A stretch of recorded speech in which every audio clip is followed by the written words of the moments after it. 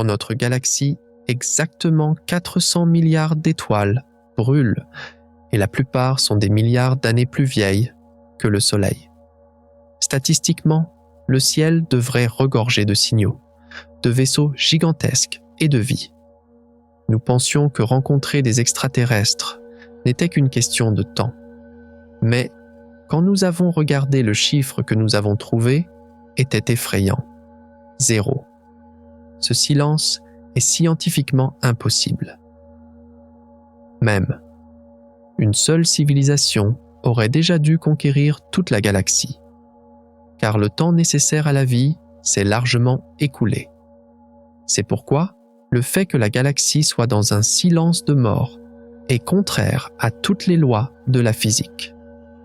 Mais, ce qui est vraiment effrayant, ce n'est peut-être pas la cause du silence, mais la solution elle-même. Si ce grand filtre est devant nous, l'humanité est en grand danger. Si tu veux toi aussi résoudre ce mystère cosmique, aime la vidéo et abonne-toi, car ce que tu vas entendre dans un instant changera ta vision de l'univers pour toujours. Es-tu prêt? C'est parti. Pendant des années, nous avons regardé le ciel et pensé qu'il devait y avoir quelqu'un là-bas. Mathématiquement, l'univers devait être peuplé. Le nombre d'étoiles, l'abondance des planètes, l'obstination de la vie, tout chuchotait la même chose. Nous ne sommes pas seuls.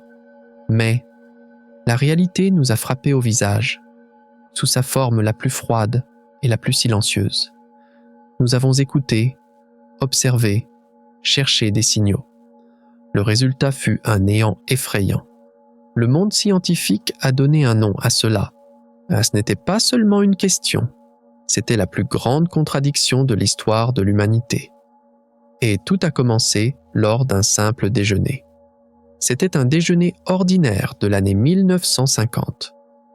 Au laboratoire national de Los Alamos, alors que les physiciens les plus brillants du monde mangèrent leur sandwich, le sujet vint sur les soucoupes volantes, débat populaire de l'époque. À table se trouvait Enrico Fermi, le génie lauréat du prix Nobel, qui avait construit le premier réacteur nucléaire et percé les secrets de l'atome. Au milieu de la conversation, il se tut, soudainement, posa sa fourchette, arrête, et posa cette fameuse question. Où est tout le monde? Cette question peut sembler être une simple curiosité à première vue. Qu'est-ce? La réalité mathématique qui apparut dans l'esprit de Fermi, à ce moment-là, déclencha le plus grand cauchemar de l'astronomie moderne. Fermi fit un calcul rapide. Il y a des centaines de milliards d'étoiles dans notre galaxie. Une très grande partie d'entre elles sont des milliards d'années plus vieilles que notre Soleil.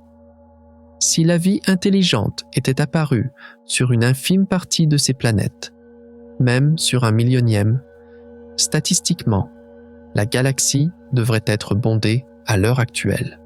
Car pour une civilisation, sortir de son système stellaire et coloniser la galaxie est un processus instantané par rapport à l'âge de l'univers.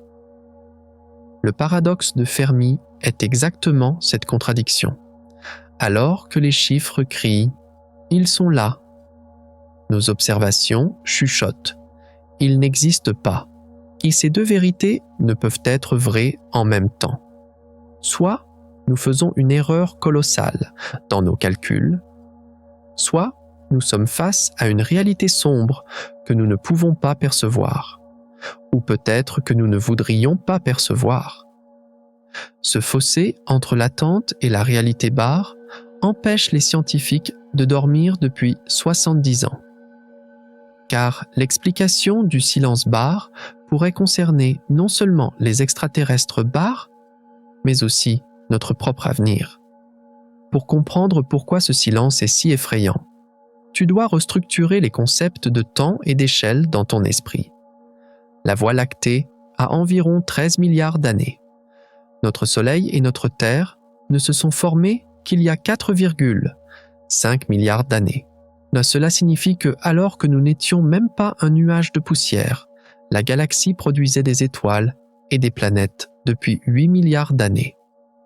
En tant qu'humanité, notre technologie moderne, notre capacité à utiliser les ondes radio, n'existe que depuis 100 ans. Dans le calendrier cosmique, ce n'est même pas la durée d'un clin d'œil. Maintenant, imagine une civilisation qui a commencé seulement 1% plus tôt que nous. Cela signifie une différence de 130 millions d'années entre nous. Nous sommes passés des calèches aux ordinateurs quantiques en quelques siècles. Tu ne peux même pas imaginer à quoi ressemblerait un progrès technologique de 130 millions d'années. Les scientifiques ont calculé, même avec des vaisseaux voyageant bien en dessous de la vitesse de la lumière. Une civilisation pourrait coloniser entièrement la galaxie entre 1 million et 10 millions d'années. Par rapport à l'âge de la galaxie, cette durée reste insignifiante. Une civilisation avait des milliards d'années pour faire cela. Il y avait l'opportunité, il y avait le temps, il y avait la matière première, mais nous ne voyons aucune mégastructure, aucun réseau énergétique, ni aucune épave dans le ciel. Notre galaxie est un disque gigantesque d'environ 100 000 années-lumière de diamètre. Entre 200 milliards et 400 milliards d'étoiles y brûlent. Sur une scène aussi grande, sur une durée aussi longue, le fait que personne ne soit monté sur scène est contraire à la logique. Si quelqu'un existait, il aurait déjà dû remodeler toute la galaxie, que des sphères de Dyson absorbant l'énergie des étoiles, des moteurs déplaçant des planètes, ou au moins, ils auraient dû créer un bruit que des civilisations novices comme nous pourraient entendre. Pourtant, il y a un silence profond. Pour donner un sens au silence, les scientifiques ne se sont pas contentés de deviner, ils l'ont mis en formule. En 1961, Frank Drake écrivit cette célèbre équation sur un tableau dans son observatoire en Virginie occidentale. Son but n'était pas de trouver un nombre précis, mais d'organiser notre ignorance. L'équation de Drake tente de calculer le nombre de civilisations capables de communiquer dans la galaxie. L'équation est comme une pyramide. À la base, il y a le nombre d'étoiles naissant chaque année dans la galaxie. Ensuite, vient le taux d'étoiles ayant des planètes. Grâce à des missions comme le télescope spatial Kepler et TESS, nous savons désormais que presque chaque étoile de la galaxie possède au moins une planète. Il pourrait y avoir des billions de planètes rien que dans la Voie lactée. Cela signifie que les premiers termes de l'équation produisent des nombres gigantesques. Les étapes suivantes sont plus spéculatives. Les planètes propices à la vie, les lieux où la vie commence, les mondes où l'intelligence se développe, et les civilisations capables d'envoyer des signaux. Enfin vient la variable la plus critique. Combien de temps une civilisation survit-elle avant de s'autodétruire? La force de l'équation est qu'elle donne des résultats choquants, même dans les estimations les plus conservatrices. Rien que dans la Voie lactée. Il devrait y avoir actuellement des milliers, peut-être des dizaines de milliers de civilisations actives. Les chiffres nous disent que la galaxie devrait être une métropole regorgeant de vie. Une galaxie où les signaux radio volent entre les étoiles, où des routes commerciales sont établies, où des vaisseaux d'exploration bourdonnent. Mais partout où nous tournons nos télescopes, il n'y a que du bruit statique et de la matière morte. Les inconnus de cette équation sont comme des fissures dans un barrage. Si tu joues un peu avec les chiffres, la galaxie se transforme en festin. Si tu joues encore un peu, elle devient un cimetière désert. Drake nous a montré ce qu'il fallait regarder, mais ne nous a pas dit ce que nous trouverions quand la question de Fermi et l'équation de Drake se combinent. Le tableau qui émerge dépasse la curiosité scientifique pour se transformer en une peur existentielle. Car Si les mathématiques disent « ils sont là » et que nous ne les voyons pas, il doit y avoir quelque chose qui les arrête. Ce quelque chose est peut-être le plus grand secret de l'univers. Un obstacle gigantesque, caché peut-être dans le passé, peut-être dans le futur. Les scientifiques appellent cela le grand filtre. La forêt sombre, la terre rare. Mais chaque théorie nous rapproche d'une vérité encore plus dérangeante, car la raison qui se cache derrière ce silence, et la raison qui se cache derrière ce silence, est peut-être beaucoup plus simple que nous ne le pensons, mais tout aussi terrifiante, car l'univers est beaucoup plus grand, beaucoup plus vieux et beaucoup plus indifférent que ce que l'esprit humain peut concevoir. La question posée par Fermi lors de ce déjeuner n'était pas seulement une curiosité, c'était un cri cosmique. Maintenant, pour comprendre pourquoi ce cri n'a pas été entendu, nous devons regarder les véritables dimensions de la scène. Tout d'abord, tu dois comprendre à quel point notre zone de recherche est gigantesque. La Voie lactée mesure environ 100 000 années-lumière d'un bout à l'autre. La lumière est la chose la plus rapide de l'univers. Elle parcourt 300 000 km par seconde. Pourtant, il lui faut 100 000 ans pour traverser cette galaxie d'un bout à l'autre. Ce chiffre peut sembler très abstrait à lui seul. Alors, pense à ceci. Si tu voyageais sans jamais t'arrêter avec une voiture roulant à la vitesse d'une autoroute, il te faudrait plus de 1 billion d'années pour aller d'un bout à l'autre de la galaxie. 1 milliard d'années. Cette durée est presque 70 fois l'âge actuel de l'univers. À l'intérieur de ce disque gigantesque brûlent entre 200 milliards et 400 milliards d'étoiles. Chacune est un soleil à part entière, chacune une source de vie potentielle. Grâce à des missions comme le télescope spatial Kepler et TESS, nous savons désormais que des billions de planètes tournent autour de ces étoiles. Mais nous n'avons pu regarder qu'une partie microscopique de ces billions de mondes. Les astronomes comparent les recherches les plus complètes menées à ce jour au fait de prendre un seul verre d'eau dans un océan gigantesque et de dire « il n'y a pas de poissons dedans, donc il n'y a pas de poissons dans l'océan ». Même les plus grands projets de recherche de l'histoire, comme Breakthrough, LISTEN, n'ont pu scanner qu'une partie du ciel équivalente à la pointe d'une aiguille. Dans une galaxie où il y a des billions de planètes, nous n'avons même pas encore complètement balayé le pas de notre porte. Mais, parfois, dans ce silence infini, nous avons cru entendre des chuchotements si nets qu'ils ont failli arrêter notre cœur. Et la nuit du 15 août 1977, le radiotélescope Big Ear, ou Grande Oreille, de l'Université d'État de l'Ohio, a été témoin de l'événement le plus excitant et le plus frustrant de l'histoire de l'humanité. Le télescope a capté un signal incroyablement puissant venant de la direction de la constellation du Sagittaire. Le signal a duré exactement 72 secondes.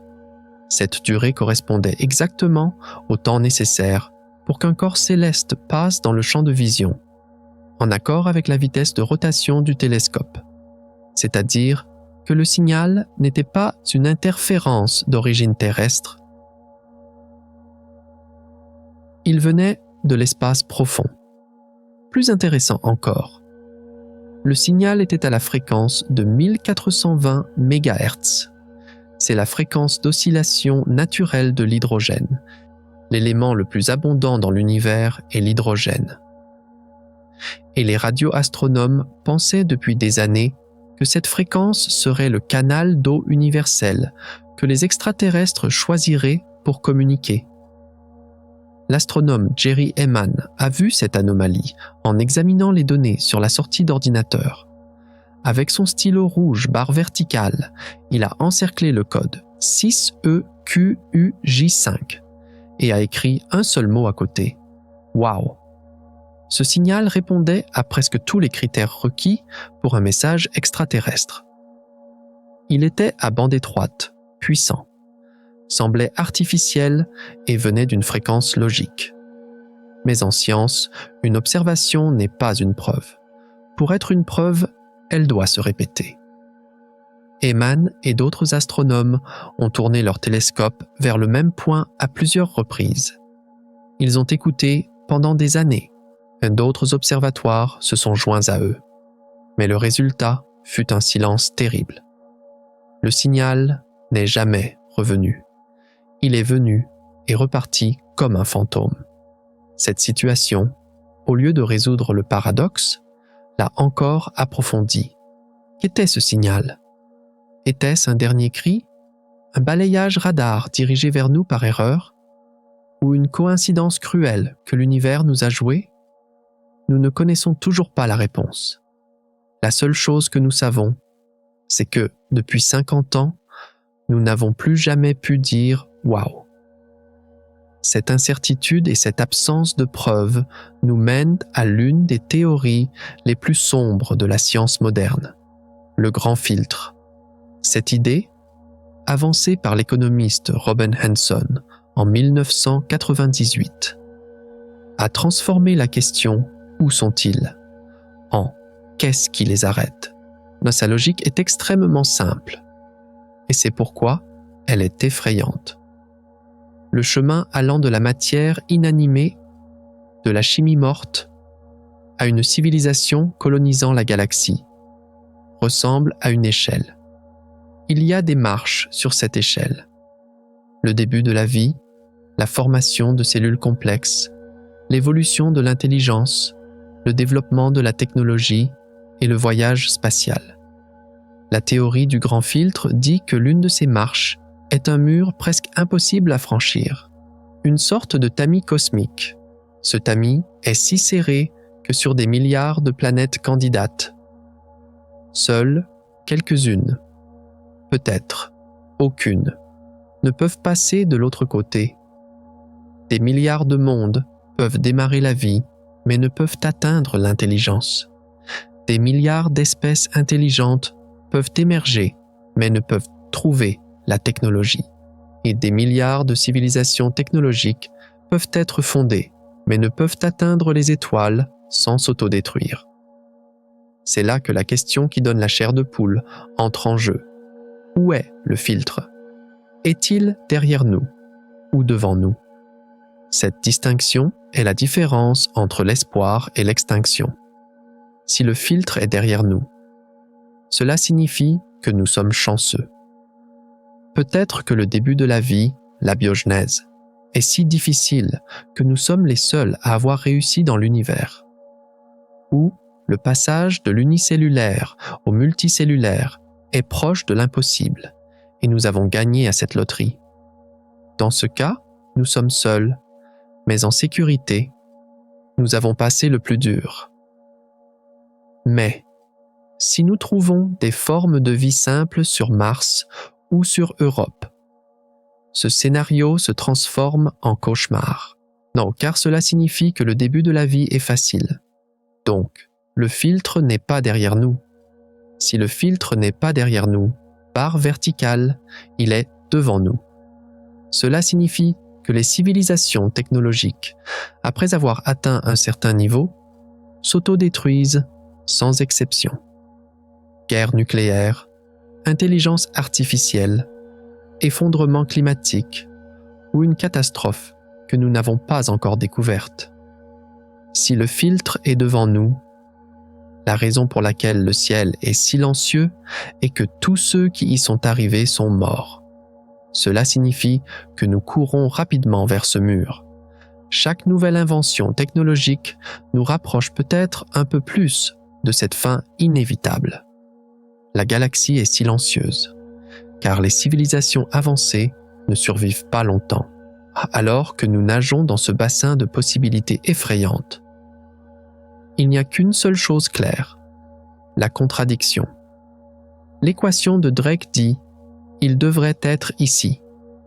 Le paradoxe de Fermi dit « il n'y a personne ». Le grand filtre dit « peut-être qu'ils sont tous morts ». Les scientifiques ont produit des dizaines de scénarios différents pour combler ce vide immense.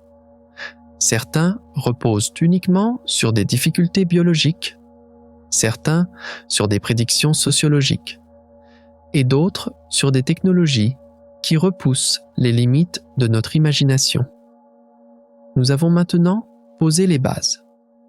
Tu connais la grandeur de la scène, la difficulté de la recherche et l'ampleur du risque. Maintenant, nous allons examiner une par une les 30 idées les plus fortes qui tentent d'expliquer ce silence. Et certaines de ces idées sont pleines d'espoir. D'autres sont assez sombres pour t'empêcher de dormir la nuit. Mais toutes indiquent une seule vérité. L'univers est un endroit bien plus étrange que nous ne le pensions. Nous commençons avec notre première théorie. Peut-être que le problème ne vient pas de nous. Peut-être que le problème vient de notre planète elle-même. Et la réponse pourrait être cachée sous nos pieds, dans les profondeurs. Mais ces vérités géologiques sous nos pieds n'étaient qu'une face de l'histoire. Lorsque nous avons détourné nos yeux de la Terre pour les tourner vers les profondeurs de l'obscurité, à des milliards de kilomètres, nous avons rencontré des preuves concrètes, physiques et terrifiantes qui allaient au-delà des théories. Et à ce moment précis, l'univers nous a envoyé des signes étranges, inexplicables, hurlant qu'il n'était pas silencieux, mais que nous ne savions simplement pas comment l'écouter. Ce ne sont pas des hypothèses, ce sont des données, et toutes sont apparues là où elles ne devaient pas être, sous des formes qu'elles ne devaient pas avoir. Le premier choc est venu par une chaude nuit d'août. C'était l'année 1977, alors que le radiotélescope Big Ear de l'Université d'État de l'Ohio scannait le ciel. Le silence fut soudainement déchiré. Le télescope enregistra une incroyable explosion d'énergie venant de la direction de la constellation du Sagittaire. Ce n'était pas un bruit cosmique ordinaire. Ce signal dura exactement 72 secondes. Cette durée était critique, car le télescope était fixe et la Terre tournait. Le passage d'un corps céleste dans le champ de vision du télescope devait physiquement durer exactement 72 secondes. Le signal monta et s'éteignit exactement dans ce laps de temps. C'était la preuve mathématique que la source ne venait pas de la Terre, mais de l'espace profond. Mais ce qui était vraiment choquant, c'était sa fréquence, 1420 MHz. Ce chiffre n'était pas aléatoire. L'élément le plus abondant dans l'univers est l'hydrogène. Et les atomes d'hydrogène vibrent naturellement à la fréquence de 1420 MHz. Les astronomes pensaient depuis des années que cette fréquence serait un canal de conversation au bord de l'eau interstellaire. Une espèce intelligente utiliserait cette fréquence car c'est une constante universelle. Et cette nuit-là, exactement sur ce canal, arriva une émission 30 fois plus puissante que le bruit de fond. Lorsque l'astronome Jerry Heyman vit la donnée, il fut tellement surpris qu'il écrivit un seul mot au stylo rouge sur le bord du papier. « Wow !» Ce signal n'aurait pas dû exister, car les phénomènes naturels n'émettent pas dans une bande aussi étroite, avec une intensité aussi élevée. Les ondes radio naturelles s'étalent sur un large spectre. Celui-ci était focalisé comme un laser, comme si quelqu'un, à ce moment précis, dans cette direction précise, avait lancé un message délibéré.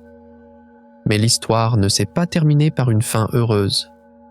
Les télescopes se sont tournés vers ce point à plusieurs reprises. Nous avons écouté pendant des années. Résultat ? Un silence total. Il est venu et reparti comme un fantôme. Pour les scientifiques, ce fut la plus grande torture de l'univers. Un seul bonjour, suivi d'une coupure de ligne infinie. Mais les surprises de l'univers n'étaient pas finies. Des années plus tard, en 2007, quelque chose de bien plus violent, de bien plus effrayant, fut trouvé dans les données. Cette fois, ce n'était pas un chuchotement, mais un cri. L'astronome Duncan Lorimer, en scannant de vieilles données dans les archives, découvrit une anomalie qui repoussait les limites de la logique. On les appela les sursauts radio rapides, ou FRB. Ces explosions duraient des millisecondes, c'est-à-dire 1/1000 de seconde. Elles disparaissaient en un clin d'œil. Mais l'énergie qu'elles émettaient durant ce court instant était d'une ampleur inconcevable. Une seule explosion projetait dans l'espace, en 1 milliseconde seulement, l'énergie totale que le Soleil produit en une journée entière, voire parfois en une semaine. Elle venait de milliards d'années-lumière. Pour qu'un signal aussi puissant nous parvienne de cette distance, la source devait être d'une violence inimaginable. Au début, on pensa que c'était une erreur. On prétendit même qu'un chercheur affamé ayant ouvert la porte du four à micro-ondes de l'observatoire trop tôt avait créé une interférence. Mais ensuite, d'autres télescopes les virent aussi. Elles venaient de partout dans le ciel. Certaines étaient uniques comme une balle de fusil, mais certaines se répétaient, comme des armes cosmiques tirant encore et encore depuis le même point à des intervalles irréguliers et chaotiques. Les explications naturelles restaient insuffisantes. Les magnétars, c'est-à-dire des étoiles à neutrons au champ magnétique fou, étaient les candidats les plus forts. Mais l'astrophysicien de Harvard Avi Loeb avança une possibilité plus audacieuse. Et si ce n'était pas naturel? Et si ces gigantesques explosions d'énergie étaient des faisceaux lumineux artificiels utilisés pour propulser des voiliers interplanétaires? Si une civilisation utilisait des émetteurs géants pour approcher ces vaisseaux interstellaires de la vitesse de la lumière? Cette fuite ressemblerait exactement à ça. Un feu de moteur vu à des milliards d'années-lumière. Cette idée était radicale. Mais les données étaient si étranges que personne ne put dire impossible. Et puis, en l'année 2015, vint cette découverte qui était peut-être la plus étrange de toutes. Cette fois, ce n'était pas un signal, c'était une ombre. KHIC 846-2852, connue sous le nom de l'étoile de Tabi. Normalement, quand une planète passe devant son étoile, elle bloque très peu la lumière de l'étoile, peut-être 1%.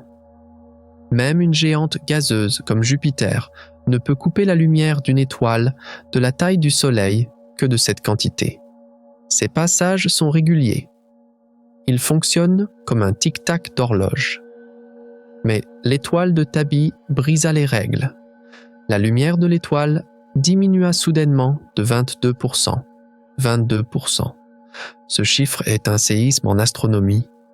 Il ne peut pas y avoir de planète qui créerait un obscurcissement aussi grand. Si un objet gigantesque, informe et opaque, qui couvrait près d'un quart de l'étoile, flottait là. Et ce n'était pas régulier. La lumière restait parfois faible pendant des jours. Parfois, elle tremblait. Parfois, elle revenait soudainement à la normale. Comme s'il y avait une structure en construction autour de l'étoile. Le monde scientifique fut sous le choc. Les nuages de poussière ne pouvaient pas être aussi denses. Les essaims de comètes ne pouvaient pas faire une ombre aussi grande. Jason Wright, de l'université Penn State, exprima à voix haute cette possibilité dont on parlait en chuchotant, l'essaim de Dyson. Un réseau de panneaux géants construit par une civilisation avancée pour récolter l'énergie de son étoile. Les baisses irrégulières de la lumière pourraient être les pièces inachevées de cette mégastructure, car les médias s'affolèrent. On titra « Une mégastructure extraterrestre trouvée ». Des analyses plus détaillées, faites plus tard, montrèrent que la lumière se comportait différemment à différentes longueurs d'onde. Cela indiquait que l'objet était une poussière extraordinairement fine plutôt qu'une structure solide. Mais comment cette poussière est arrivée là? Comment elle s'est autant densifiée? Et pourquoi elle se comporte si étrangement reste un mystère total. Même s'il y a une explication naturelle, l'étoile de Tabi nous a appris ceci. Dans l'univers, il se passe des événements d'une grandeur que même notre imagination ne peut dessiner. Ces 3 découvertes, le signal WOW, les sursauts radio rapides et l'étoile de Tabi, nous ont prouvé une seule chose. La galaxie n'est pas un cimetière silencieux comme nous le pensions. Il y a du bruit là-bas. Il y a de l'énergie là-bas. Il y a des événements gigantesques qui tordent les règles là-bas. Mais la question vraiment effrayante est celle-ci. Si ce n'est pas de la technologie extraterrestre, comment la nature peut-elle paraître aussi artificielle?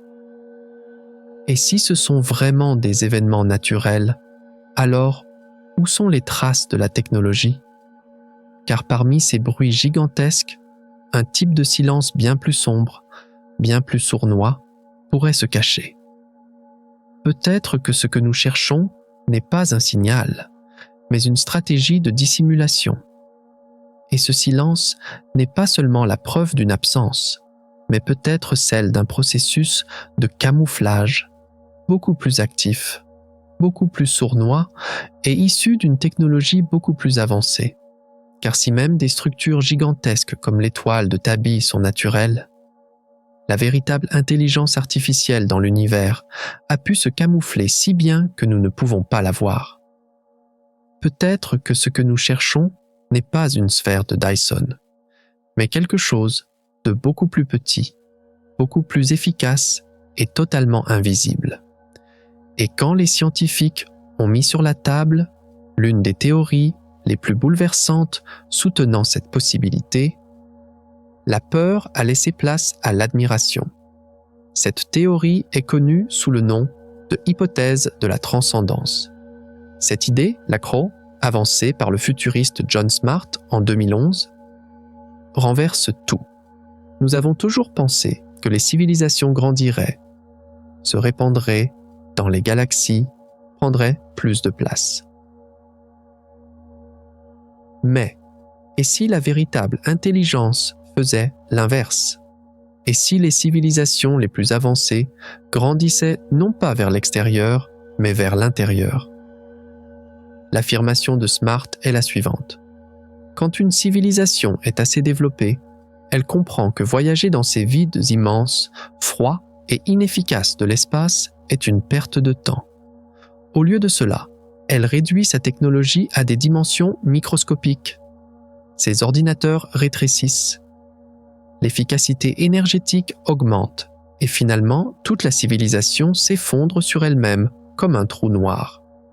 Mais ce n'est pas une mort, c'est une évolution. Pensez-y, dans les années 1940, les premiers ordinateurs avaient la taille d'une pièce.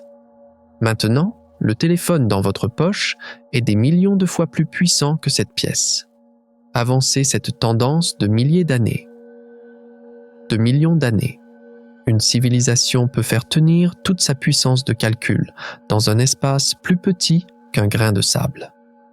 Ces structures, semblables à des trous noirs, traitent une information incroyablement dense, tout en ne laissant presque aucune énergie fuir vers l'extérieur. Ces structures peuvent même ralentir le temps en courbant le tissu de l'espace-temps. Ainsi, alors que l'univers extérieur vieillit rapidement, elles vivent un temps présent infini en elles-mêmes. Quand nous regardons avec nos télescopes, nous ne pouvons pas voir ces civilisations, car ce ne sont pas des empires gigantesques, mais seulement des points sombres, denses et silencieux. La galaxie semble vide, car tout le monde est déjà rentré à l'intérieur. Mais la seule raison de ce retour vers l'intérieur n'est peut-être pas l'efficacité, mais peut-être que la raison est de fuir l'univers lui-même. C'est ici que le piège de la réalité virtuelle entre en jeu. Ce n'est pas seulement une théorie, c'est le résultat galactique d'une tendance que nous commençons à voir même dans notre propre monde actuellement. Si une civilisation peut créer des mondes virtuels si parfaits qu'ils ne peuvent être distingués de la réalité. Pourquoi vivrait-elle dans l'univers réel, dangereux, froid et ennuyeux? Pourquoi lutterait-elle avec la limite de la vitesse de la lumière? Pourquoi s'occuperait-elle des maladies, des accidents? Dans les paradis numériques qu'ils ont créés, ils peuvent vivre la physique qu'ils veulent, le plaisir qu'ils veulent, l'éternité qu'ils veulent. L'astrophysicien Avi Loeb a suggéré que ce scénario pourrait être le filtre le plus courant dans l'univers. Les civilisations ne disparaissent pas. Elles perdent juste leur intérêt. Elles abandonnent l'univers physique et migrent vers les mondes de rêve à l'intérieur des serveurs. Vues de l'extérieur, leurs planètes deviennent silencieuses. Les émissions radio s'arrêtent, les vaisseaux spatiaux rouillent, les lumières s'éteignent. Mais, à l'intérieur, des billions d'esprits continuent de vivre dans une complexité que nous ne pouvons même pas imaginer. Dans ce scénario, nous sommes les enfants arriérés de la galaxie. Nous jouons encore avec des jouets physiques. Nous essayons encore de faire des bateaux de pierre et de métal pour nager dans le vide. Eux, ils ont déjà fini le jeu et éteint la console. Notre cri « Où sont-ils » est comme le personnage d'un jeu vidéo appelant le joueur. Ils peuvent entendre, mais ils ne répondent pas, car nous ne sommes que la réalité ennuyeuse à l'extérieur d'une simulation. Cependant, la découverte la plus effrayante n'est pas celle-ci, car il pourrait y avoir une menace commune tant pour ceux qui se tournent vers l'intérieur que pour ceux qui restent à l'extérieur. Une sorte de nettoyeur cosmique, et nous pourrions avoir des traces de l'existence de ce nettoyeur même dans notre propre système solaire. Les sondes de von Neumann. Le mathématicien John von Neumann a avancé l'idée de machines s'auto-répliquant dans les années 1940.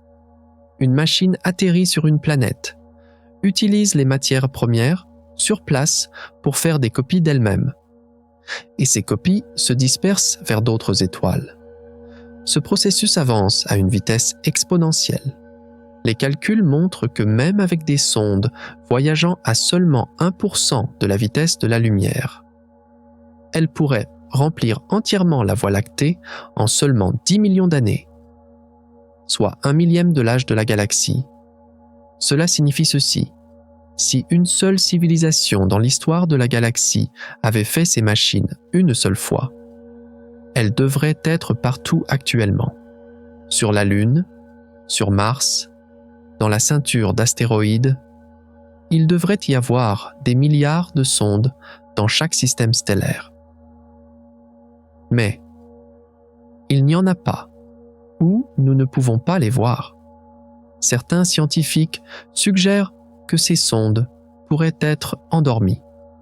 Peut-être qu'il y a des observateurs cachés à l'intérieur des astéroïdes, attendant en mode passif. Ils nous regardent. Ils suivent notre technologie nucléaire, nos vols spatiaux, notre Internet. Et peut-être qu'ils attendent un déclencheur. Peut-être que ce déclencheur est le moment où nous déciderons de nous ouvrir à la galaxie. Cette idée, combinée à la théorie de la forêt sombre, crée un scénario cauchemardesque. Peut-être que les sondes ne sont pas des observateurs pacifiques. Peut-être que ce sont des sondes berserkers, des guerriers fous. Leur mission est simple: détruire toute civilisation atteignant un certain niveau technologique. Pourquoi? Car la concurrence est risquée. Et pour une machine, la stratégie la plus sûre est d'étouffer la menace potentielle alors qu'elle est encore au berceau.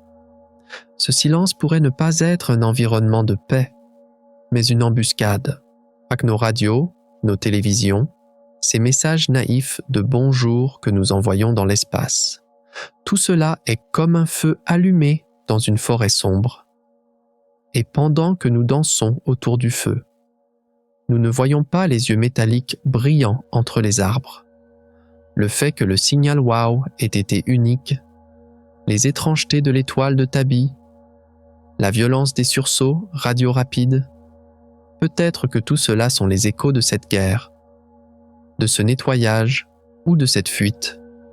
Peut-être que ces signaux étaient des cris de secours et qu'ils ont ensuite été réduits au silence. Toutes ces théories, toutes ces possibilités forcent notre esprit. Mais nous ne sommes plus obligés de faire seulement des suppositions, car pour la première fois dans l'histoire de l'humanité, nous avons les outils pour répondre à ces questions. Le télescope spatial James Webb est là. Des télescopes terrestres géants sont en construction. L'intelligence artificielle scanne les données.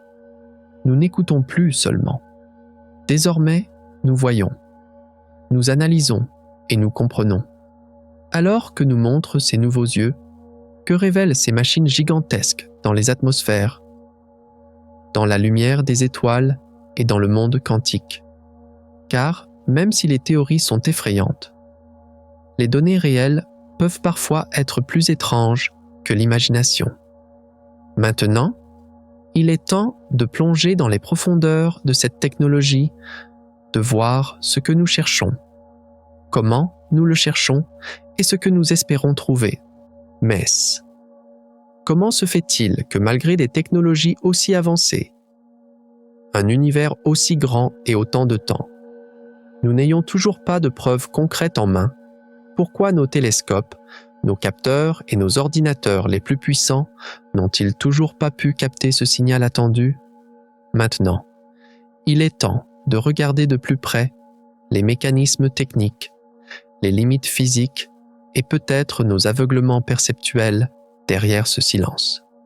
Car le problème pourrait ne pas être seulement leur dissimulation, mais aussi ce que nous regardons. Comment et avec quels outils? Premièrement, nous devons examiner l'outil de base que nous utilisons pour communiquer, à savoir les ondes radio. Depuis que l'humanité a commencé à écouter l'univers, notre méthode par défaut est la radioastronomie. Les ondes radio se déplacent à la vitesse de la lumière, peuvent traverser les nuages de poussière interstellaire et sont relativement faciles à produire. C'est pourquoi, depuis les années 1960, nous ne cessons de tourner des antennes paraboliques géantes vers le ciel. Notre logique est simple. Nous utilisons la radio, ils doivent aussi l'utiliser. Cependant, il pourrait y avoir une erreur fondamentale dans cette logique. La technologie radio n'existe dans l'histoire de l'humanité que depuis environ 130 ans. À l'échelle cosmique, ce n'est même pas un millionième de seconde. Pour une civilisation plus vieille que nous de millions d'années, les ondes radio pourraient rester aussi primitives que de communiquer avec de la fumée. Imaginez, si quelqu'un vous envoyait un message de fumée aujourd'hui, vous percevriez probablement cela, non pas comme un effort de communication, mais simplement comme un incendie. Le plus grand problème des ondes radio est que la puissance du signal chute rapidement à mesure que la distance augmente. On appelle cela la loi de l'inverse du carré.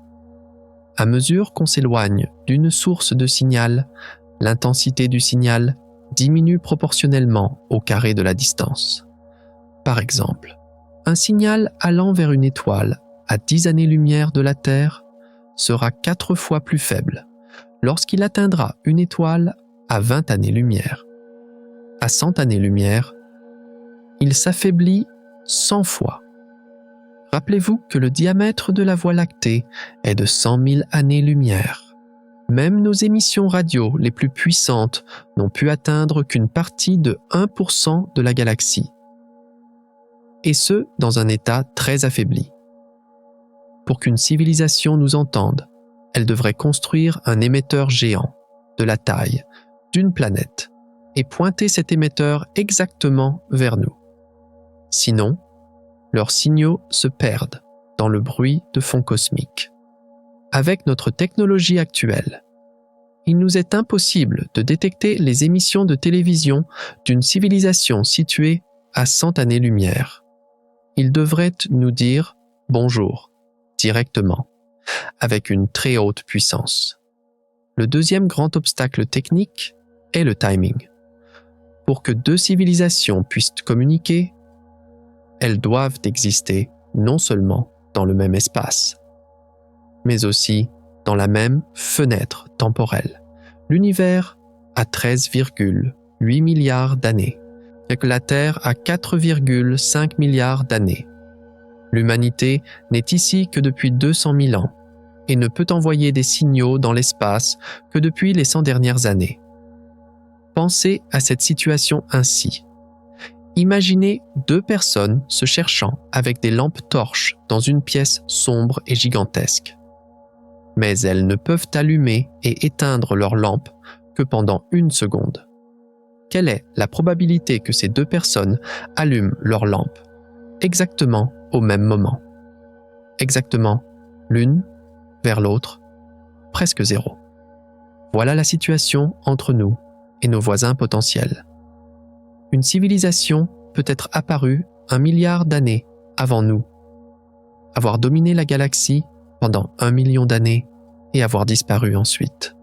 Les signaux qu'ils ont envoyés ont pu passer par ici à une époque où il n'y avait même pas encore de dinosaures sur Terre, ou bien une civilisation qui apparaîtra 1 milliard d'années après nous pourrait recevoir nos signaux d'aujourd'hui bien après notre disparition.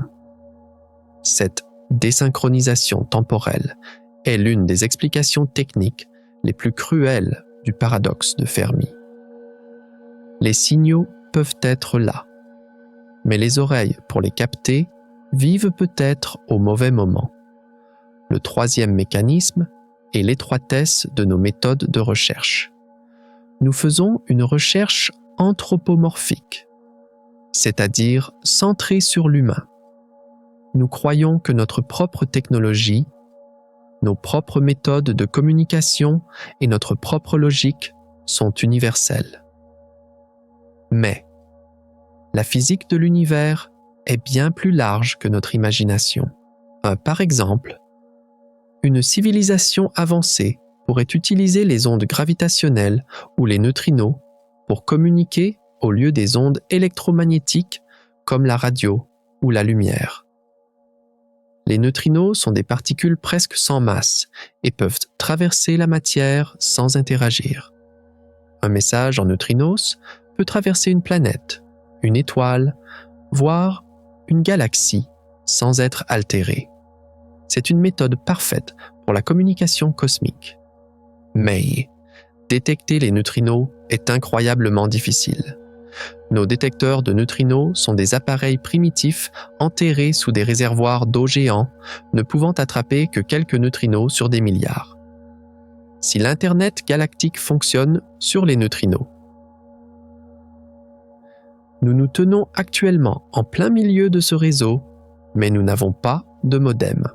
Des milliards de messages traversent notre corps chaque seconde et nous n'en sentons aucun. De même, les ondes gravitationnelles peuvent transporter de l'information en créant des vibrations dans le tissu de l'univers.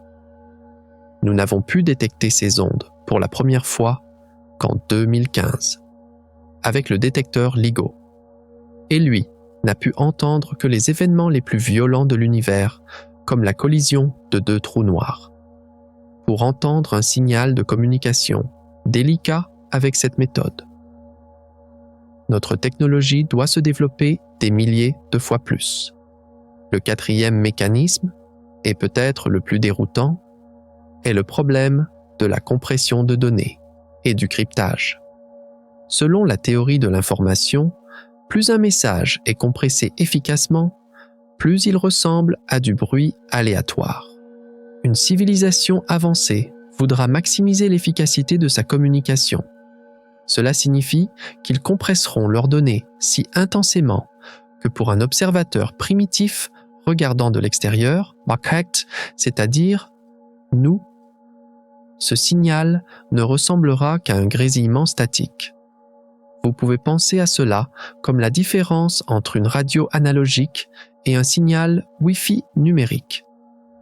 Dans la radio analogique Watt, vous pouvez entendre la voix. Mais si vous écoutez un signal Wi-Fi crypté, vous n'entendrez qu'un bruissement dénué de sens. Pourtant, à l'intérieur de ce bruissement sont cachées des vidéos, des musiques, des livres, tout un Internet. Vous avez juste besoin de la bonne clé, c'est-à-dire du décodeur. Quand nous écoutons l'espace, nous cherchons des motifs mathématiques simples, réguliers et répétitifs, comme 1, 2, 3, tant car nous supposons qu'un extraterrestre parlera simplement pour nous enseigner. Mais, et s'ils parlent entre eux? Et si nous prenions pour du rayonnement de fond le bruit d'un réseau si complexe qu'il transfère des téraoctets de données par seconde et que nous ne pourrons jamais déchiffrer? Peut-être que l'univers n'est pas silencieux, mais simplement crypté. Et comme nous ne connaissons pas le code, nous sommes comme un ignorant debout dans la plus grande bibliothèque du monde, disant « Il n'y a aucun livre ici ». Ces limitations techniques changent complètement notre point de vue sur le paradoxe de Fermi.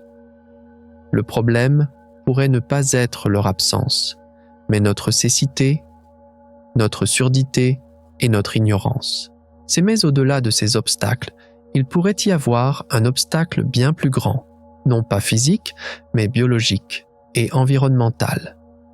Cet obstacle est un piège caché dans les profondeurs des océans, expliquant pourquoi la vie intelligente pourrait être si rare dans l'univers.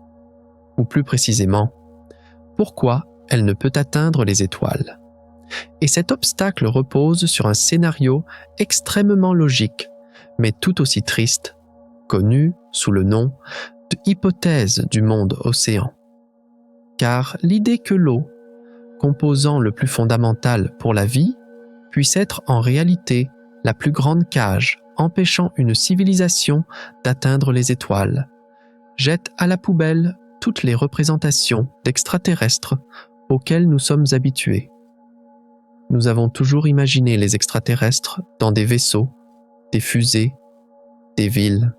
Mais, et s'ils étaient au fond des océans et qu'il leur était impossible de remonter à la surface? La logique de ce mécanisme est la suivante. On a besoin d'eau pour que la vie commence. Mais on a besoin de feu pour que la technologie se développe. Le feu est la base de la métallurgie. Pour fondre le métal, le façonner, faire des machines complexes, des moteurs et des circuits électroniques, vous avez besoin d'un sol sec et d'une atmosphère permettant la combustion. Au fond d'un océan, peu importe votre intelligence, vous ne pouvez pas allumer de feu. Par conséquent, vous ne pouvez pas travailler le métal. Même sur Terre, car là, les dauphins, Saha, les baleines et les pieuvres sont des créatures extrêmement intelligentes. Ils ont des structures sociales complexes, des langages de communication et des capacités de résolution de problèmes. Mais aucun ne peut construire de radiotélescope, car ils n'ont pas de mains. Le milieu où ils vivent conduit l'électricité, et surtout, ils n'ont pas d'archives sèches où ils peuvent accumuler un savoir technologique. Ce sont des génies biologiquement emprisonnés. Les dernières simulations et observations montrent qu'une partie importante des planètes en zone habitable dans la Voie lactée pourraient être des mondes océans, entièrement recouverts d'eau. Il n'y a pas de continent sur ces planètes. Il y a seulement un océan infini dont la profondeur atteint 100 km, voire, dans certains cas, 500 km. 5. Pour comparer, le point le plus profond des océans sur Terre, la fosse des Mariannes, n'a que 11 km de profondeur. La pression à ces profondeurs gigantesques est si élevée qu'au fond de l'océan, l'eau se transforme en une forme de glace exotique et chaude appelée glace 7. Cette couche coupe le contact entre le noyau de la planète et l'océan. C'est-à-dire que le cycle minéral, Black Hole, l'activité volcanique et le cycle du carbone sont perturbés. Mais la vie peut se développer dans les couches supérieures. Pendant des milliards d'années, ces créatures peuvent évoluer, faire de la philosophie, chanter et apprendre les mathématiques. Mais elles ne pourront jamais voir les étoiles, car sous l'eau, il n'y a pas de ciel. Pour elles, l'univers est un endroit qui s'arrête là où l'eau finit, où il n'y a peut-être rien d'autre que la mystérieuse lueur d'en haut. Elles ne peuvent pas découvrir les ondes radio, car l'eau absorbe les ondes radio. Elles ne peuvent pas faire de fusée, car il n'y a pas de combustion. Elles ne peuvent pas aller dans l'espace, car quand la pression de l'eau sur elles disparaît, elles explosent biologiquement. Elles sont les prisonnières de leur propre planète. La galaxie pourrait être remplie de ce genre de génies silencieux et nous ne pourrons jamais les entendre. Un autre mécanisme caché est le paradoxe de la durabilité énergétique. Ce n'est pas seulement un obstacle biologique ou environnemental. C'est une loi thermodynamique. À mesure qu'une civilisation grandit, son besoin en énergie augmente. Les civilisations de type 0,7 comme nous brûlent des combustibles fossiles. Les plus avancées utilisent la fission nucléaire, puis la fusion et enfin l'énergie des étoiles. Cependant, les lois de la thermodynamique sont impitoyables. Chaque unité d'énergie que vous utilisez se transforme finalement en chaleur. On appelle cela la chaleur résiduelle. Un ordinateur chauffe en fonctionnant. Un moteur de voiture chauffe. Une ville chauffe. Même si une civilisation utilise efficacement toute l'énergie de sa planète, elle est obligée de rejeter cette chaleur résiduelle dans l'espace. Si elle ne le fait pas, elle cuit sa propre planète. Les scientifiques de la NASA et les astrophysiciens ont calculé que cette chaleur résiduelle est le plus grand facteur limitant la croissance des civilisations avancées. Si la consommation d'énergie d'une civilisation augmente de 2% chaque année, et l'humanité augmente plus vite que ça actuellement, en quelques milliers d'années seulement, la chaleur résiduelle qu'ils produiront atteindra un niveau qui fera bouillir leurs océans. C'est une version technologique du grand filtre. Le seul moyen de surmonter ce problème est d'arrêter la croissance, c'est-à-dire passer à un équilibre durable. Mais une civilisation durable émet très peu d'énergie vers l'extérieur. Ils ne font pas de sphères de Dyson, ne font pas exploser d'étoiles, n'essaient pas de conquérir la galaxie. Ils vivent silencieusement dans leurs petits jardins efficaces. Les empires galactiques que nous cherchons se sont peut-être suicidés à cause des lois de la physique. Et ceux qui ont survécu sont ceux qui ont choisi d'être invisibles à l'échelle cosmique. Ce mécanisme explique pourquoi nous ne voyons pas de structures gigantesques, car ceux qui construisent des structures gigantesques sont morts, étouffés dans leur propre chaleur résiduelle. Les intelligents ont appris à rester petits, à être efficaces et à rester silencieux. Nous regardons le ciel et demandons « Où sont les empereurs ?»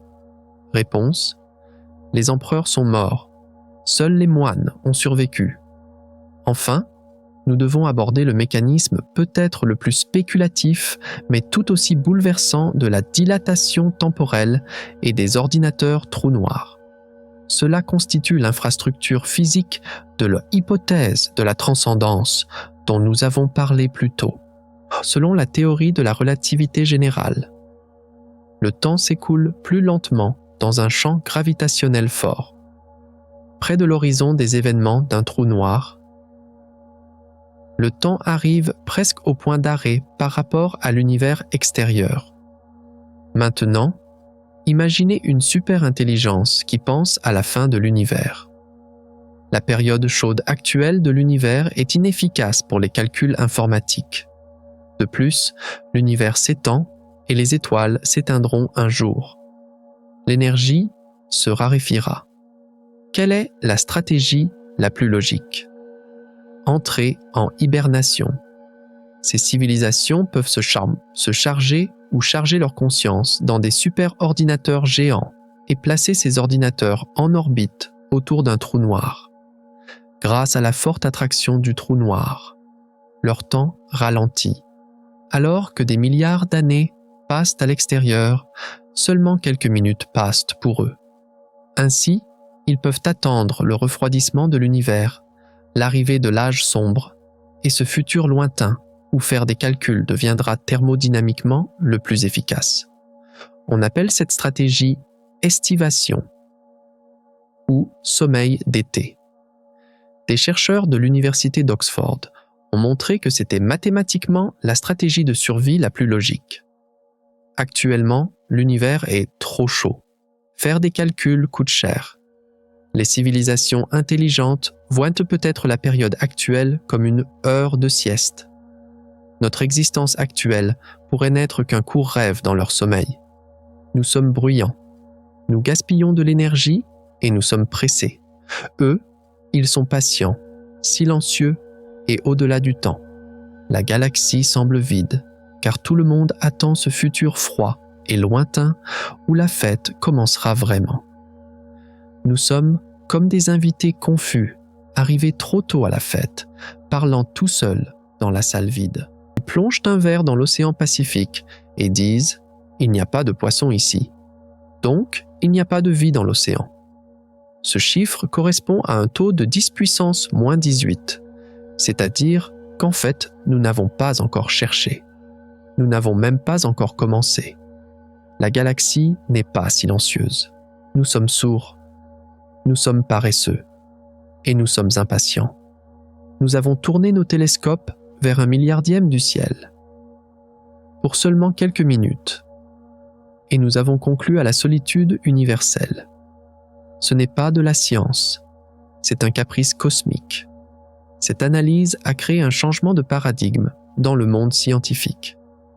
Désormais, au lieu de la question « Pourquoi n'existe-t-il pas ?», on pose la question « Comment pouvons-nous mieux regarder ?» Car nous avons compris que le problème n'est pas dans l'univers, mais dans notre perception. Notre manque de données est si gigantesque que tout notre pessimisme actuel ne pourrait être que le reflet de notre ignorance. Nous voici ici. D'un côté, la certitude mathématique des machines qui peuvent nous détruire instantanément. De l'autre, des intelligences géantes qui dorment sans se soucier de nous. D'un côté, les chasseurs de la forêt sombre qui attendent pour nous chasser.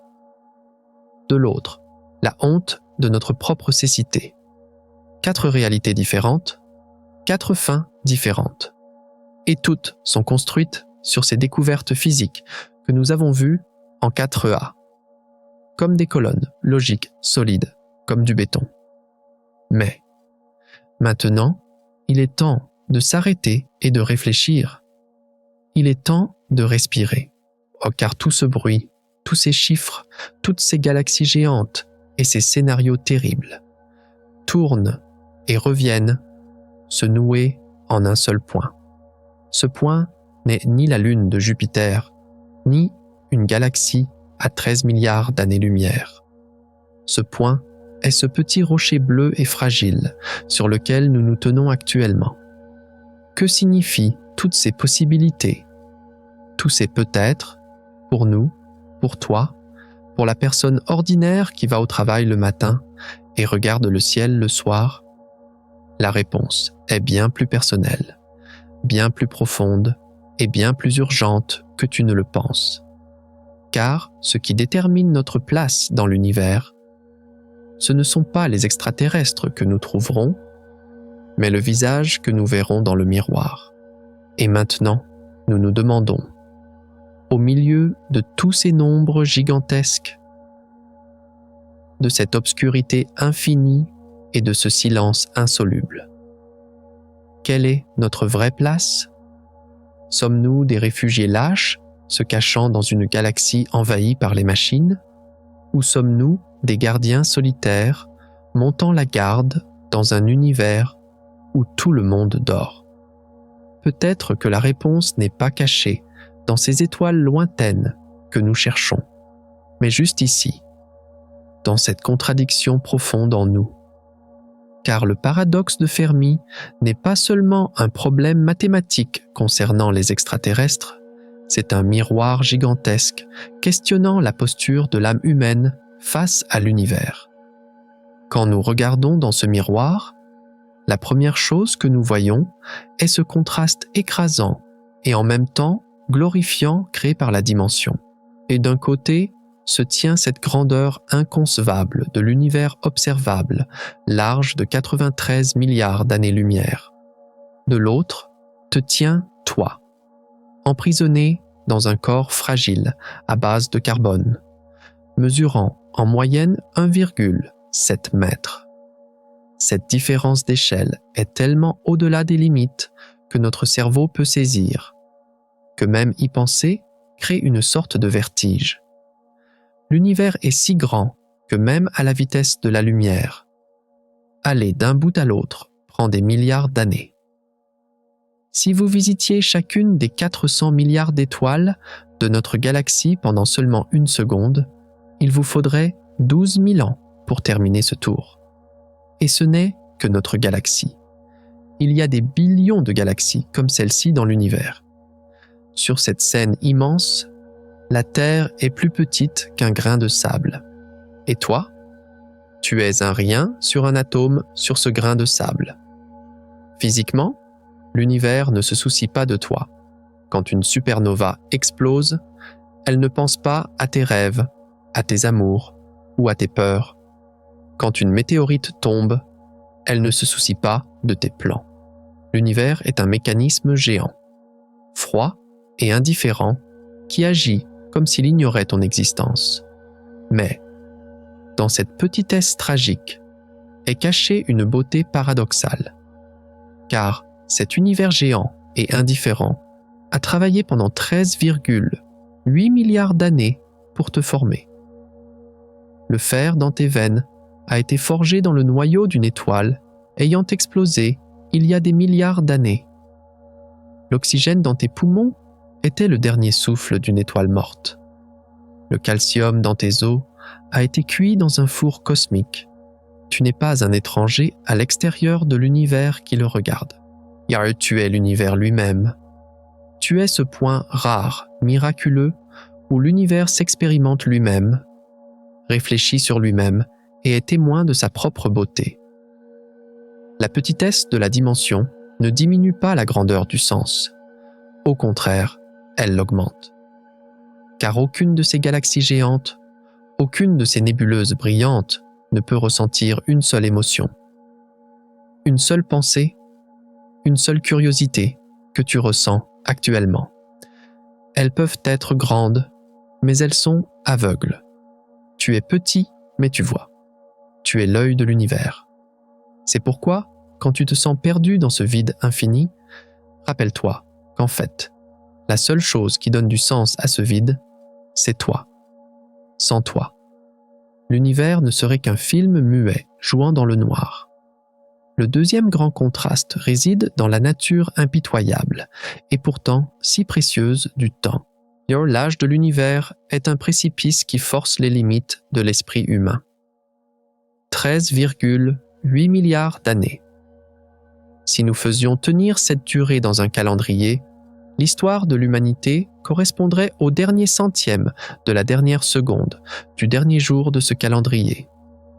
Les dinosaures, les pyramides, les guerres, les découvertes, tout est coincé dans ce clin d'œil cosmique.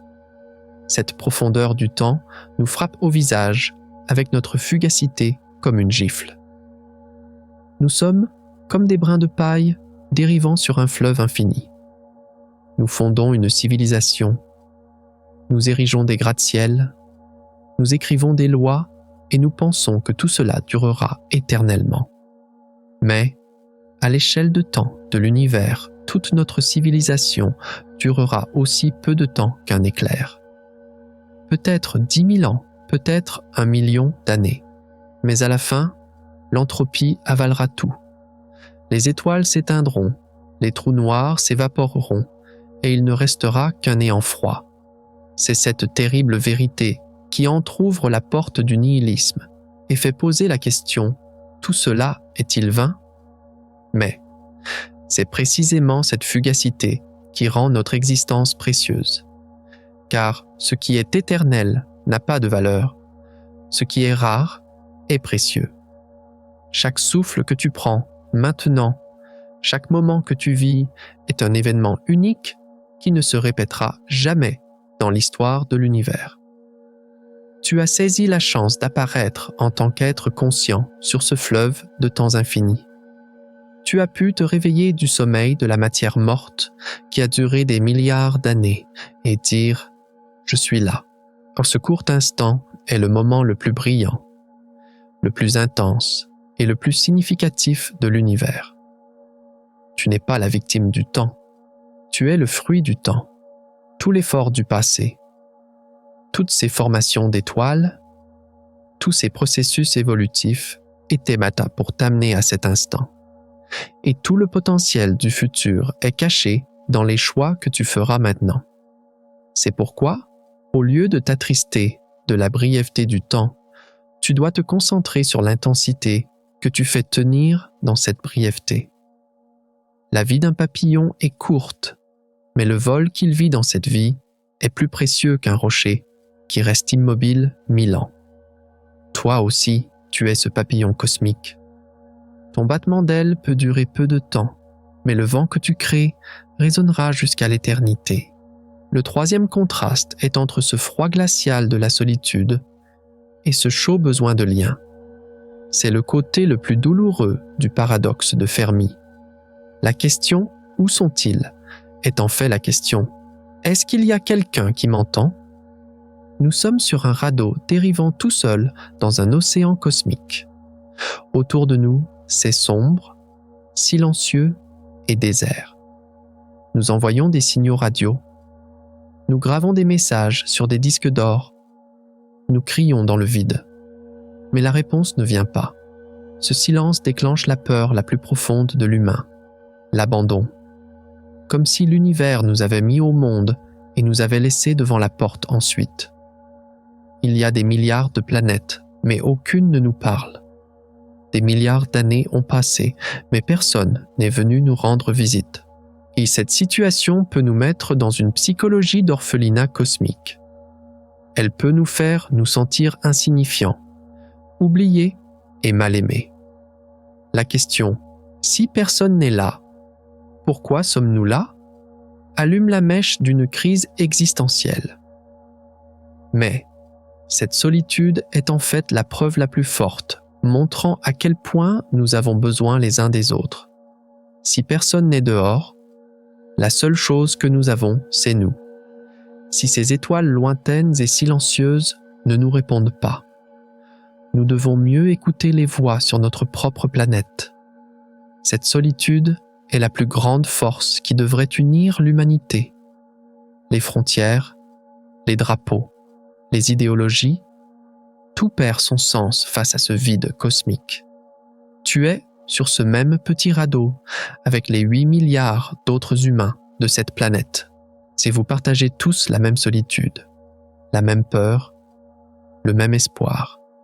Si l'univers est silencieux, cela signifie que nous devons chanter notre chanson plus fort. S'il n'y a pas d'amis dehors, nous devons nous serrer plus fort dedans. Nous sommes l'extraterrestre de l'autre. Nous sommes la réponse de l'autre. Le paradoxe de Fermi, tout en nous poussant à chercher des amis dans le ciel, nous permet peut-être en fait de découvrir l'amitié sur Terre. Peut-être que l'univers en nous, laissant seul, nous donne le message « Faites d'abord la paix avec vous-même ». Toi aussi, tu es l'une de ces pièces conscientes qui reçoit ce message et porte cette responsabilité. Tu n'es pas seul, car nous existons, et nous avons assez de lumière pour nous suffire les uns aux autres dans cette obscurité. Le quatrième et dernier contraste est entre la puissance de la connaissance et la limite de l'ignorance. L'esprit humain est assez puissant pour résoudre les lois de l'univers. Nous avons brisé l'atome, résolu la génétique, pris la photo des trous noirs. Nous avons écrit l'équation de Drake, calculé les probabilités, donné une date à l'âge de l'univers. Nous sommes des êtres capables de modéliser, simuler et comprendre l'univers. C'est cette étincelle divine qui nous sépare de toutes les autres créatures dans la nature. Mais ce même esprit reste impuissant face à la grandeur de ce qu'il ne sait pas. Nous ne savons pas si le grand filtre est devant ou derrière nous. Nous ne savons pas si nous sommes dans la forêt sombre ou dans une simulation. Nous ne savons pas si les civilisations sous les océans sont réelles ou imaginaires. Or, plus notre connaissance augmente, plus notre inconnu augmente aussi. Chaque réponse fait naître 10 nouvelles questions. Nous sommes des explorateurs marchant dans une grotte géante avec une petite lampe torche à la main. Notre lumière éclaire devant nous, mais montre aussi en même temps à quel point l'obscurité autour de nous est profonde. Cette situation fait ressentir à l'homme, d'un côté, une puissance divine, de l'autre, une humilité impuissante. Nous ne pouvons pas tout savoir, et peut-être ne saurons-nous jamais. Peut-être que certains secrets de l'univers sont au-delà des limites de notre cerveau biologique. Une fourmi ne pourra jamais comprendre Internet. Nous aussi, peut-être ne pourrons-nous jamais saisir cette vérité ultime de l'univers. Mais cette limite n'est pas une raison pour abandonner, c'est une invitation à explorer. Car ne pas savoir est le carburant de la curiosité. Si nous savions tout, la vie n'aurait plus de sens. Le mystère est ce qui nous maintient en vie. Tu es un esprit courageux qui poursuit ce mystère, qui marche à la limite de cet inconnu. Même si tu ne trouves pas la réponse, le fait d'avoir posé la question fait de toi l'un des êtres les plus honorables de l'univers. Car seuls les courageux peuvent regarder l'obscurité et demander « Qu'y a-t-il là-bas ?» Tu es aussi un membre de cette espèce obstinée qui pose cette question, qui porte cette curiosité et qui continue de marcher malgré cet inconnu. Ces 4 contrastes, chez l'écrasement de la dimension et la grandeur de la conscience, la cruauté du temps et la valeur de l'instant, le froid de la solitude et la chaleur du lien, la puissance de la connaissance et la profondeur du mystère. Voilà le vrai cadeau que nous offre le paradoxe de Fermi. Il ne nous a pas donné les coordonnées des extraterrestres, mais il nous a donné les coordonnées de l'être humain. Il nous a rappelé qui nous sommes, où nous nous tenons et ce que nous possédons. Désormais, quand tu regarderas le ciel, tu ne verras pas seulement une obscurité vide ou une menace potentielle. Tu y verras ton propre reflet, ton propre potentiel et ta propre responsabilité.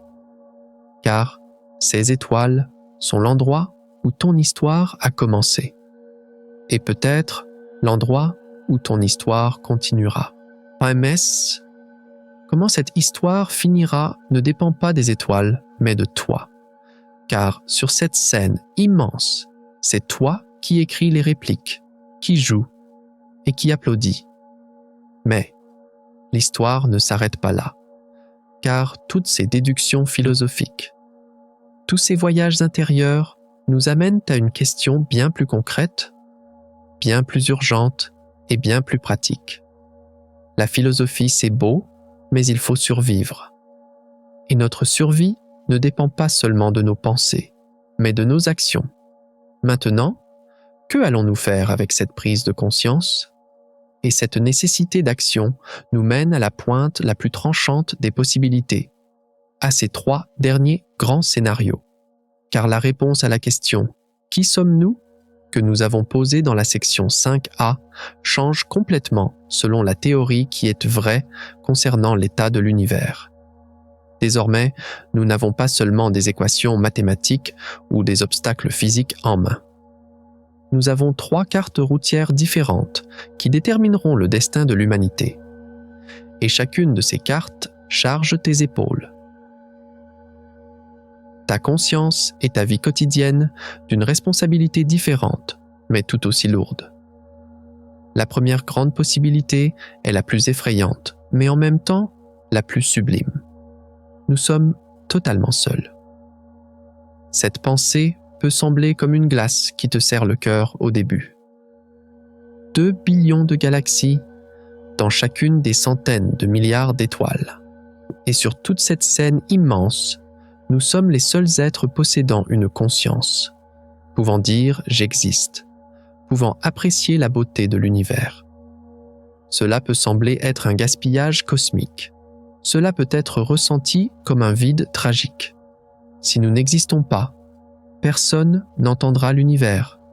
Si nous mourons, l'univers continuera seulement de fonctionner comme une machine aveugle, mais personne n'en aura conscience.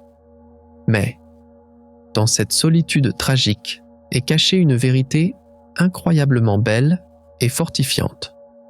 Car, si nous sommes seuls, cela veut dire que nous sommes l'être le plus précieux de l'univers. Les diamants sont précieux, car ils sont rares. L'or a de la valeur, car on en trouve peu. C'est si dans tout l'univers, la conscience n'existe que sur ce petit point bleu, alors ton esprit, tes émotions, ta vie ont plus de valeur que des billions de galaxies. Tu es le seul gardien protégeant une flamme de bougie sur le point de s'éteindre de l'univers. Cette flamme est la conscience. Cette flamme est le sens. Si nous sommes seuls, cette responsabilité peut sembler nous écraser, mais en fait, elle nous élève. Car, dans ce cas, nous n'avons pas le luxe de nous faire la guerre, de détruire notre planète ou de nous épuiser.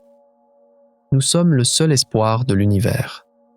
Le fait que tu te réveilles le matin, que tu souris à quelqu'un, que tu sentes une fleur ou que tu regardes le ciel en rêvant est un miracle qui n'existe nulle part ailleurs dans l'univers. La solitude est effrayante, mais en même temps, elle nous dit ceci. Tu es spécial, tu es nécessaire, et tu es la seule lumière qui éclairera cette obscurité. La deuxième grande possibilité est plus prometteuse que la solitude, mais donne tout autant le vertige. Nous sommes arrivés tôt. Quand nous regardons dans ce puits profond du temps, nous voyons que l'âge de l'univers est de 13,8 milliards d'années. Mais la vie de l'univers durera des billions d'années. Les étoiles brûleront encore des milliards d'années. Peut-être que la vie n'est pas difficile. Peut-être que l'intelligence n'est pas impossible. Cela prend juste du temps. Et nous sommes les premières lignes de cette longue, de cette infinie histoire galactique. Dans ce scénario, nous nous sommes toujours sentis comme des enfants, et nous avons attendu que les extraterrestres viennent nous apprendre la technologie, nous sauver, nous servir de grands frères. Nous nous sommes crus le dernier membre, le plus petit, le plus ignorant de la galaxie. Mais la vérité pourrait être tout l'inverse. Et si nous n'étions pas des enfants? Et si nous étions les ancêtres? Cette pensée change complètement ta perspective. Car si nous sommes les premiers, cela veut dire qu'il n'y a personne devant nous pour nous sauver. Mais cela veut dire qu'il y a des trilliards de civilisations qui viendront après nous. Nous sommes les pères fondateurs et les mères fondatrices de la galaxie. À chaque choix que nous faisons actuellement sur Terre, chaque système que nous établissons, chaque œuvre d'art que nous créons et chaque technologie que nous développons formeront la base des futurs empires galactiques. Tu n'es pas seulement une personne ordinaire vivant au XXIe siècle. Tu es la racine de cette immense civilisation qui se baladera entre les étoiles des milliards d'années plus tard. Tes gènes, ta culture, tes rêves dessine la carte future de la galaxie. C'est une responsabilité tragique, car nous n'avons pas le luxe de faire des erreurs. Si nous échouons maintenant, des trilliards de futurs non-nés disparaîtront avec nous. Mais c'est en même temps un honneur immense, car tu es à ce moment critique où l'histoire s'écrit. Être pionnier est difficile. Il n'y a pas de route, pas de carte, pas de guide, si tu es obligé d'avancer en écartant les buissons, en tombant et en te relevant. Mais c'est toi qui ouvres la route. Un jour dans le futur, Ulve, des êtres vivants sur des mondes tournant autour d'autres étoiles regarderont en arrière, vers le temps, vers cette époque, et diront « Tout a commencé là-bas, sur cette petite planète bleue. » Tu es une partie vivante de cette légende. La troisième et dernière possibilité est la plus mystérieuse et la plus bouleversante. Nous sommes observés. L'hypothèse du zoo ou l'hypothèse du laboratoire pourrait être vraie. Peut-être qu'ils sont là. Ils nous regardent depuis des millions d'années. Leur technologie est si avancée qu'il nous est impossible de les voir. Ils enregistrent silencieusement nos guerres, notre art, nos amours, notre haine, notre destruction de la nature, puis notre tentative de la sauver. Cette pensée peut faire sentir à l'homme qu'il est comme un rat de laboratoire. C'est tragique, car nous n'avons pas le contrôle. Quelqu'un décide peut-être à notre sujet. Il pose peut-être les questions « Sont-ils dangereux ? Valent-ils la peine de grandir ? Ou sont-ils comme des virus ?» Cette situation remet en question notre libre arbitre et nous assoit sur le banc des accusés, devant un jury cosmique. Mais ce scénario a aussi un beau revers, car si nous sommes observés, cela signifie qu'ils sont conscients de notre potentiel. Un scientifique n'étudie pas une chose sans valeur. Un spectateur ne regarde pas un film ennuyeux. Mais cela veut dire qu'il y a quelque chose d'intéressant en nous. Cela veut dire qu'il y a en nous une étincelle qui vaut la peine d'être protégée, observée, peut-être attendue. Et le plus important, si nous sommes observés, nos comportements actuels ont la qualité d'un test. Tu ne vis pas seulement pour toi-même. Tu représentes le caractère de l'espèce humaine. Pensez à un enfant quand il sait que sa mère et son père le regardent.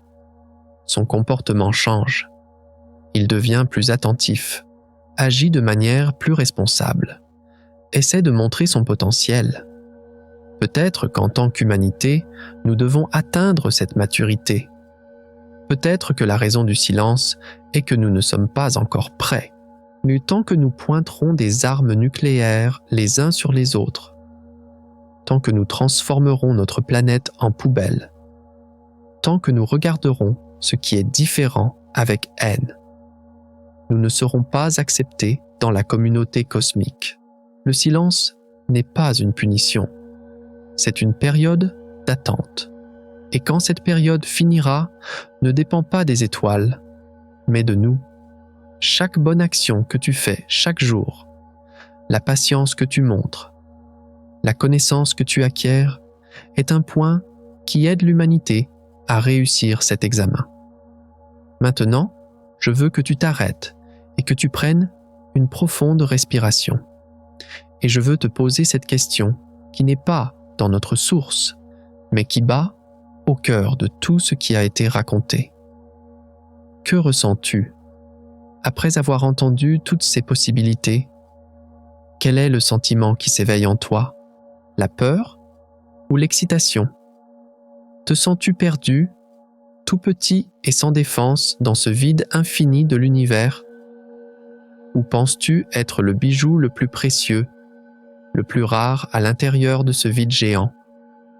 La réponse est probablement les deux, et c'est ce qui doit être. Car être humain barre verticale, c'est pouvoir porter ces deux sentiments opposés en même temps. Avoir peur de la mort et aimer la vie follement. Être effrayé par la solitude et savourer la liberté. savoir qu'on est un grain de poussière de l'univers et avoir un esprit assez grand pour comprendre l'univers.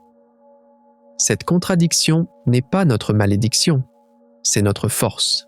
Les extraterrestres, s'ils existent, ne sont peut-être constitués que de pure logique. Peut-être que les machines ne font que calculer, mais nous ressentons. Nous faisons un pas malgré la peur. Là, nous espérons malgré l'incertitude. Et peut-être que ce que l'univers cherche en nous, c'est exactement cette touche humaine. Nous savons désormais que la solution du paradoxe de Fermi n'est pas cachée dans un signal dans le ciel, mais dans un miroir sur Terre. Notre voyage a commencé en 1950 lors d'un déjeuner, avec la question d'Enrico Fermi: où est tout le monde? Il a été mis en mathématiques avec les équations de Drake. Il s'est transformé en peur avec le grand filtre. Il a évolué en excitation avec les découvertes de Webb, en voyage intérieur avec les questions philosophiques. Nous avons marché sur cette route avec 30 idées différentes, 30 peurs différentes et 30 espoirs différents. Nous nous sommes cachés dans des forêts sombres. Nous avons été emprisonnés au fond des océans. Nous avons dormi dans des mondes virtuels et nous avons eu peur de l'invasion des machines. Mais, à la fin de chaque théorie, nous sommes revenus en tournant au même endroit, ici, à cet instant, sur cette planète. Le voyage peut sembler se terminer, mais en fait, tout ne fait que commencer. Car désormais, quand tu regardes le ciel, tu ne vois pas seulement des points brillants. Tu entends la question que chacun de ces points pose sur ton existence. Et la réponse à donner à cette question n'est écrite ni dans l'article d'un scientifique, ni dans la donnée d'un télescope. Cette réponse est écrite dans ta vie. La scène de l'univers est installée.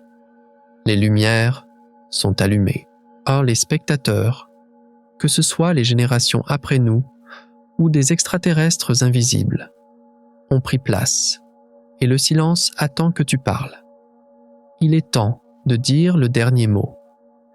Dans cette vidéo, nous avons questionné pourquoi l'univers est si silencieux et notre solitude cosmique. Mais il y a une chose que je ne vous ai pas dite. Peut-être que le problème n'est pas la distance, mais seulement la limite de vitesse de l'univers. Einstein a dit que la vitesse de la lumière était un mur infranchissable. Et si ce mur était en fait une porte qui peut être courbée? Dans le prochain voyage, nous percerons l'espace-temps et passerons par cette porte. Êtes-vous prêt à aller au-delà de la vitesse de la lumière?